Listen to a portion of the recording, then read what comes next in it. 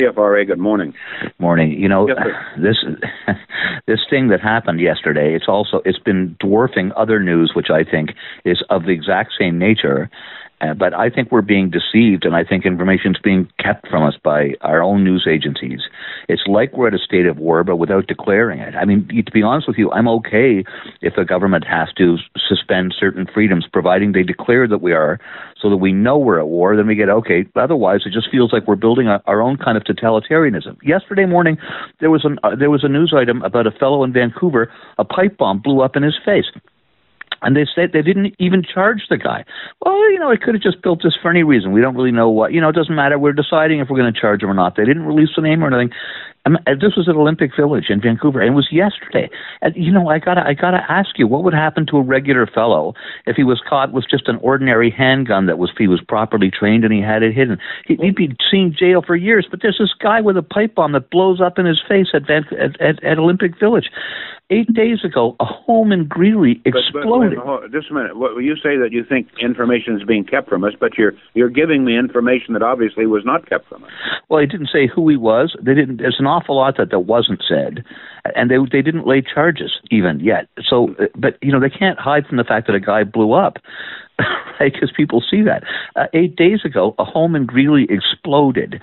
There has been not one and I check twice a day. There's not one new item since a week from Sunday. That's 8 days from now ago, when 3 buildings blew up in what's got to be the biggest explosion in Ottawa history. These buildings were leveled. The explosion was heard over 15 miles away.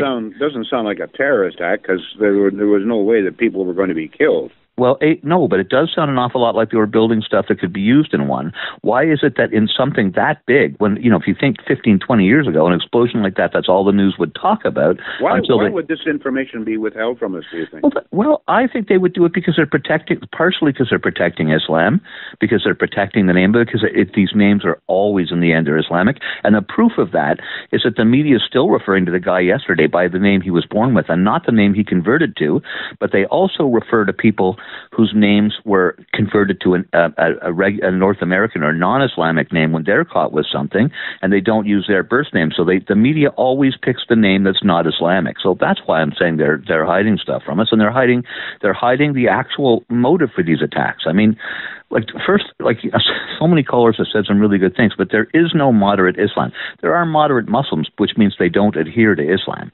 But this is an ideology which is driving all this. And you know, if you talked about handing a victory with Halloween, well, you're absolutely right. But the victory that I'm frightened about, and I think there is going to be some victory about the Halloween thing, people are going to be much more subdued about it, and that's destroying the trust in our public, the general way our country operates, which is really cooperative and trusting. Destroying that is a huge victory. But 4 or 5 countries already have told their own soldiers that they can't wear their uniforms in public in their own countries. Now, again, I find that to be handing a massive victory to these people when you say, okay, well, and I'm afraid that may happen now, right? Because there's been lots of attacks against soldiers in their own countries, and that's why we're seeing these new rules. Australia, France, and the UK have all said to the soldiers, you don't wear your uniforms in the street. Well, that strikes me as completely crazy. I got a better idea. Let's identify the enemy. Let's make sure they can't do this, and let's have our soldiers walk the streets proud of their country and of their uniform, knowing that they're safe and knowing they're keeping us safe. Good thoughts, James. What's your feeling about the internet, the information that's readily available, and the television channels coming in? You know that Hezbollah has its own television channel beaming into this city. See, I did not know that, but I do have an opinion. Thanks to political correctness, and which is really just cultural Marxism, and its insane idea of moral equivalence. If you try to pass any laws that say that you restrict this kind of information, I guarantee you what will happen. It will be selectively enforced against people like me that are speaking verifiable truths on the basis that it creates feelings of animosity toward a group. But that I'm not doing it; they're doing it, and what I'm doing is simply putting forth the actual information as it's demonstrably true based on their own scripture and actions or lack of actions and history. But it's the second you try to restrict that flow of information, it will end up being selectively enforced so that information you want to stop continues to be available, and all the websites which are trying to make up for the shortfalls of the main media and the CBC and so on, those are the sites that are going to get stopped. And you're already seeing that. I have to move on, James, but one of the things that amazes me, absolutely amazes me, are the number of people who don't think any of this stuff is real.